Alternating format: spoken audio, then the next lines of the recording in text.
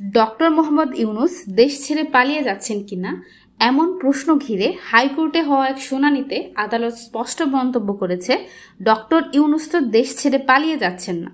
মঙ্গলবার হাইকোর্টে সাবেক প্রধান উপদেষ্টা ডক্টর মোহাম্মদ ইউনূস সহ অন্তর্বর্তী সরকারের ২৪ উপদেষ্টার দেশ ত্যাগে নিষেধাজ্ঞা চেয়ে করা এক রিট আবেদনের শুনানিকালে বিচারপতিরা এমন মন্তব্য করেন। আদালত বলেন, ডক্টর ইউনূসের দেশে ব্যবসা প্রতিষ্ঠান সহ নানা সম্পৃক্ততা রয়েছে। তিনি পালিয়ে যাওয়ার মতো ব্যক্তি নন। তাই এই মুহূর্তে তার বা অন্য উপদেষ্টাদের বিদেশ যাত্রায় নিষেধাজ্ঞা দেওয়ার প্রয়োজনীয়তা আদালত দেখছে না।